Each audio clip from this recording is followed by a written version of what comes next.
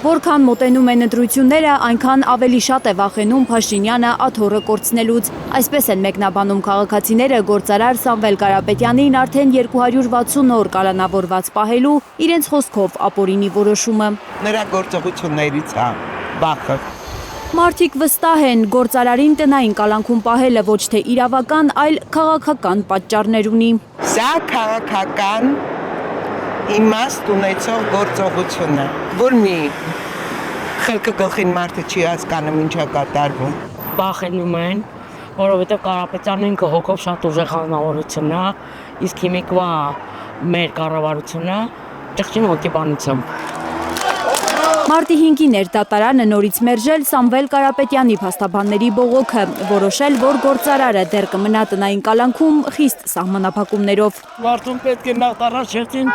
տնային կալանք չտային, այն մարդը մեղավոր չի, ինքը մեղավոր էր, պաշտպանել է եկեղեցուն, բռնապետական ուցո լինի, ինչու համար։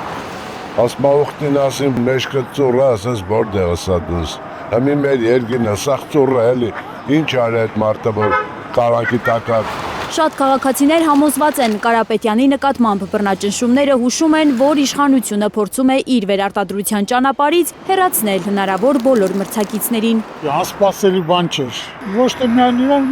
էլի կան մարդիկ, որ շատ հնարավոր է, որ ընտրություններին չկարողանան մասնակցել։ Մարդկանց կարծիքով Հայաստանում եւ Արցախում միլիարդների ներդրումներ արած աշխատատեղեր ստեղծած գործարարին Սամվել Կարապետյանին այսպես վերաբերվելը ոչ այլ ինչ է, քան դավաճանություն սեփական երկրի ու սեփական ժողովրդի հանդեպ։ Ժողովրդի 80%-ը ում գլխում ուղեղ կա, այդ ձևի մտածում։ Սամվել Կարապետյանը շատ պետքական մարդ է, հայրենիքի համար, Հայաստանի համար, շրջաններում բավականին մեծ ներդրումներ կատարել, բավականին մարդկանց վիճակից հանել է, նա մեղավոր չի, նա պետք է ազատություն լինի անպայման, իրան ձերբակալել երբեք չեն կարելի, ամոթ էր։ Ոմանք ամոթից հարմար բառ անգամ չեն կարողանում գտնել արտահայտվելու համար։ Я на эту тему просто говорить не могу։ Այդ թեմայով ուղղակի չեմ կարողանում խոսել։ Մեր երկրում կատարվողն ինձ այնքան է ցավ պատճառում, որ ես այդ մասին չեմ կարողանում խոսել։ Քաղաքացիների կարծիքով րոպե առաջ պետք է ազատ արձակվի Սամվել Կարապետյանը ու միանա ընտրապայքարին։ Պետք է բանապահ ազատ արձակվի մարդը, եթե ընտրելու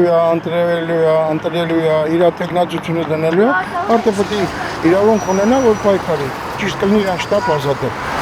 Սամվել Կարապետյանը կշարունակի մնալ տնային կալանքում, թե ազատ կարձակվի, դատարանը կորոշի մարտի 13-ին սկսվող դատական նիստում։ Քաղաքացիները հույս ունեն, որ դատարանը գոնե այս անգամ զերծ կմնա քաղաքական հրահանգ կատարելուց։ Աննա Գյուլնազարյան, Աշոտ Մնոյան, Արմեն Ապրեսյան, Հայլուր։